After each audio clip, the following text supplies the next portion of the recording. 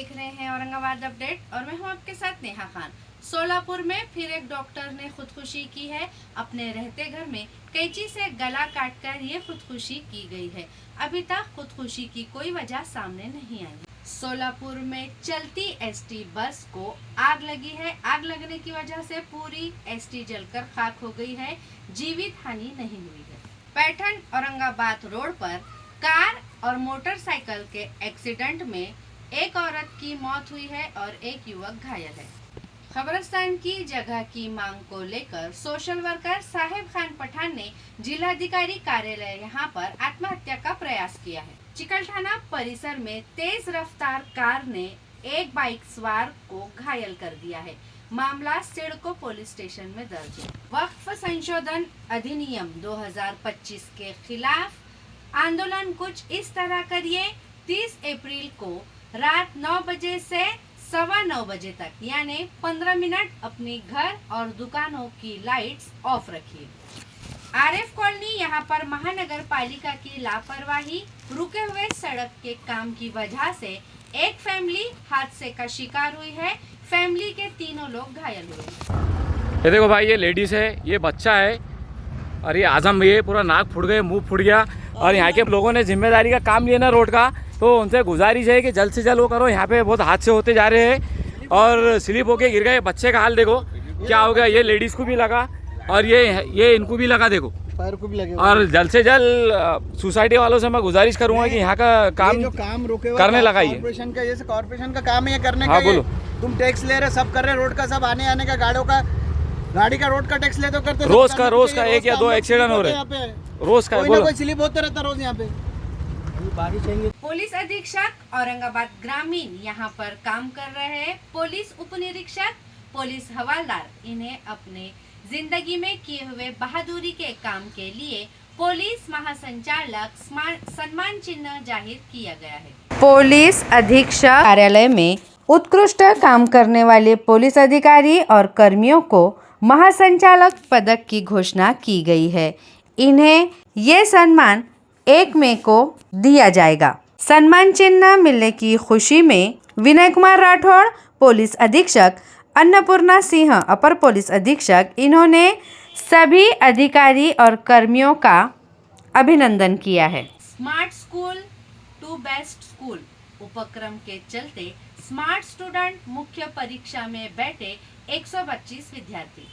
महानगर पालिका के विद्यार्थियों को विज्ञान क्षेत्र में बढ़ावा देने के लिए स्मार्ट स्टूडेंट मुख्य परीक्षा का आयोजन किया गया था। 28 अप्रैल सोमवार को मौलाना आज़ाद अब्दुल कलाम रिसर्च सेंटर यहाँ पर 7वीं के बच्चों का एग्ज़ाम लिया गया, जिसमें 125 विद्यार्थियों ने भाग लिया था। इसकी जांच महानगर पालिका आयुक्त जी श्रीकांत ने की है। इस परीक्षा में सफल होने वाले विद्यार्थियों को कई तरह के उच्च स्तरीय शैक्षणिक संस्थान में प्रवेश दिलाया जाएगा।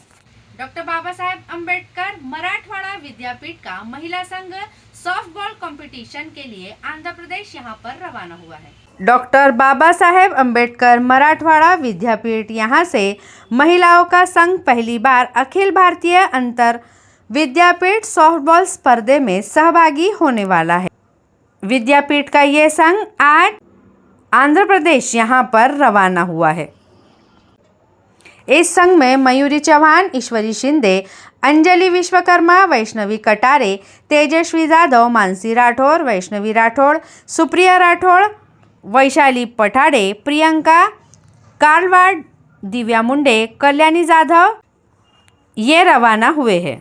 इनके साथ कोच संतोष आवचार, सचिन बोर्डे, व्यवस्थापक गणेश बेटुदे रवाना हुए हैं।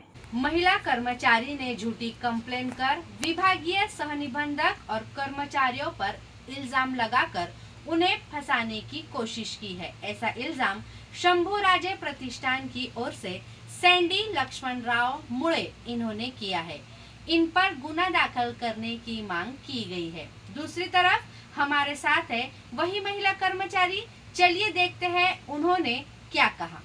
तुम्ही आज इथं येऊन निवेदन दिलेलं आहे, कशाबद्दल? या कार्यालयातील ज्या 2 महिला आहेत सुरेखा फुफाटे आणि वैशाली एसगे नावाच्या यांनी यांच्या पदाचा गैरवापर करून इथे बरेचसे घोटाळेही केलेले आहेत, आर्थिक व्यवहार लोकांसोबत केलेले आहेत आणि जे त्यांचं काम आहे की ते काम वेळेवर करत नाहीत, प्रलंबित करतात लोकांची कामं आणि या सगळ्या गोष्टीबद्दल त्यांच्या विरुद्ध एक तपासणी आदेश जारी करण्यात आला की ते असं का करतात म्हणून.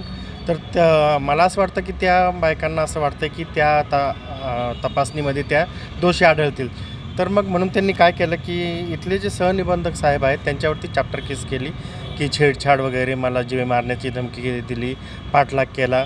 हे बघा, तुम्ही महिला आहे तर महिला म्हणून तुम्ही असंही ॲडव्हान्टेज नाही घेऊ शकत, कारण असं जर प्रत्येक महिला वागली तर मग पुरुष समाज संकटात येऊन जाईल. तसं काही जर खरंच असेल तर तुम्ही संविधानाने तुम्हाला अधिकार दिला आहे, तुम्ही कंप्लेंट करू शकता, पण तुम्ही अशी चॅप्टर केस कोणावरती करू नये. आणि ती केस आणखी म्हणजे सिद्ध पण झालेली नाही की संबंधित अधिकाऱ्यांनी त्यांच्यासोबत गैरवर्तन केलं नाही केलं आहे.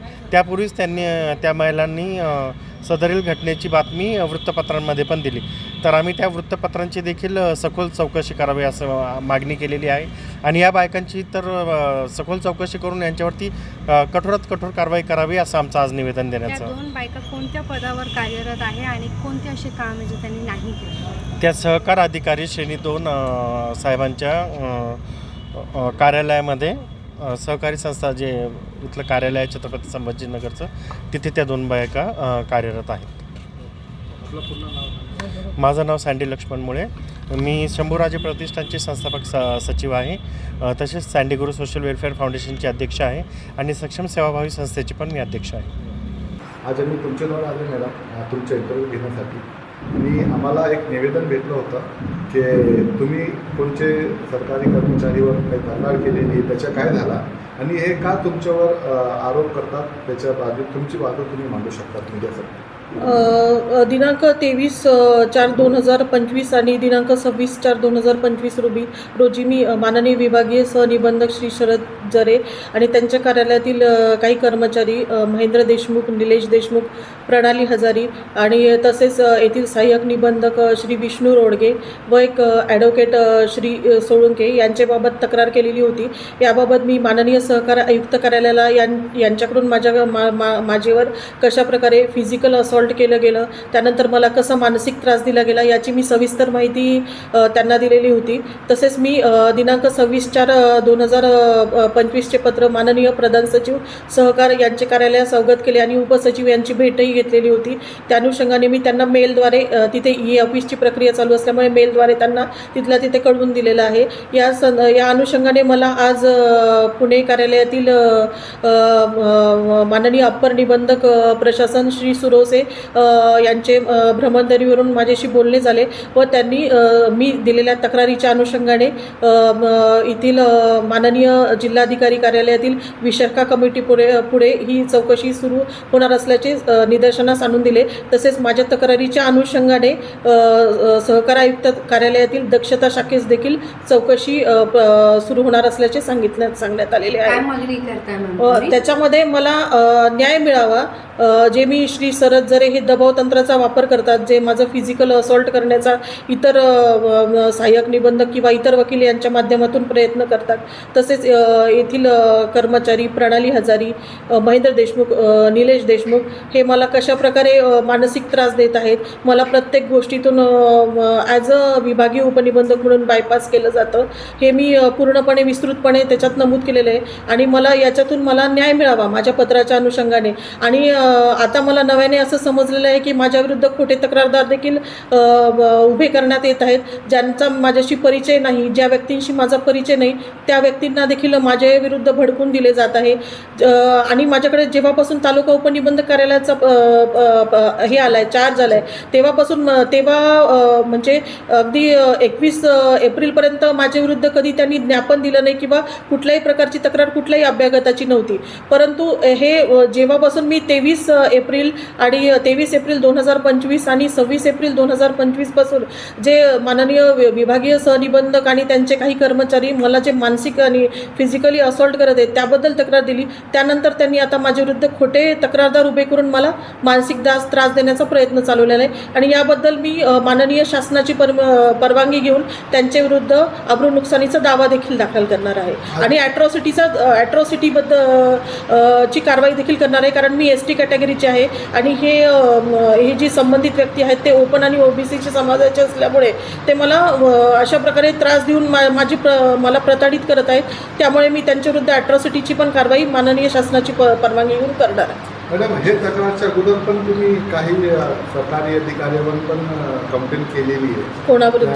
त्याच्याबद्दल काय सांगेल तुम्ही? साहेब, जिथे जिथे माझ्यावर अन्याय झालेला आहे तर तिथे मी माझी ती उचित दाद मागितलेली आहे आणि आपल्यावर होणाऱ्या अन्यायाविरुद्ध दाद मागणे ही चूक नसते. कारण आम्हाला म्हणजे तशी शिकवणच नाही आहे की आपण अन्याय सहन करायचा. आजपर्यंत किती अधिकाऱ्यांवर कंप्लेंट केलेली आहे? मी ज्यांनी माझ्यावर अन्याय केलेला आहे त्यांच्याविरुद्ध सांगू शकत का? ती आकडेवारी साहेब तो आस्थापनेशी रिलेटेड आहे तो क्वेश्चन आणि जर तुम्हाला माहितीच पाहिजे असेल तर ते तुम्ही संबंधित आस्थापना शाखेला विचारू शकता. जिथे अन्याय झालेला आहे तिथे मी आवाज उठवलेला आहे आणि अन्यायाविरुद्ध आवाज उठवणं यात कुठलीही चूक नाही. आज मीडिया तुमच्या समोर आलेली आहे. मीडिया तुम्हाला एक बाईट तुमच्या घेत आहे. मीडियाला काय सांगेल तुम्ही? म्हणजे काही पेपरमध्ये पण हे तुमच्या बाबतीत आलेलं आहे. ते कटिंग पण आमच्या जवळ आहे, पेपर पण आमच्या जवळ आहे. मीडियाला काय सांगेल? मीडियाने दोन्ही बाजूंचं म्हणणं ऐकावं पण मीडियाने नेहमी सत्याचीच साथ द्यावी. जिथे अन्याय होत असेल महिला कर्मचारी आणि अधिकाऱ्यांवर तिथे मीडियाने त्यांना सपोर्ट करावा अशी माझी नम्र विनंती आहे सर्व मीडियाला. अच्छा, विभाग आयुक्त आणि जिल्हाधिकारीला काय सांगेल मीडियाचे? काय मागणी करणार आहे की माननीय जिल्हाधिकारी साहेबांनी पण जी विशाखा कमिटी समोर आमच्या तक्रारीच्या अनुषंगाने जी चौकशी होणार आहे तर त्याच्यामध्ये आमचं सर्व लेखी म्हणणं त्यांनी ऐकून घ्यावं. आम्ही जे पुरावे सादर करतो त्याचं पण त्यांनी विस्तृतपणे अवलोकन करावं आणि त्यानंतर उचित निर्णय द्यावा एवढीच आमची त्यांना विनंती आहे. हो लढणार आहे आणि याच्यात मी आता बिलकुल पण माघार घेणार नाही. ते ज्याप्रमाणे माझ्याविरुद्ध खोटे तक्रारदार उभे करत आहेत, पेड तक्रारदार उभे करत आहेत तर त्याच्याबद्दल मी पोलीस स्टेशनला रीतसर कंप्लेंट पण करणार आहे आणि त्यानंतर मी माननीय शासनाला त्यांच्याविरुद्ध अब्रू नुकसानीचा दावा दाखल करण्यासाठी परवानगी पण मागणार आहे. आपलं नाव आणि पोस्ट? माझं नाव सुरेखा फुपाटे. मी विभागीय उपनिबंधक सहकारी संस्था या पदावर कार्यरत असून माझ्याकडे जिल्हा उपनिबंधक सहकारी संस्था या पदाचा अतिरिक्त पदभार आहे.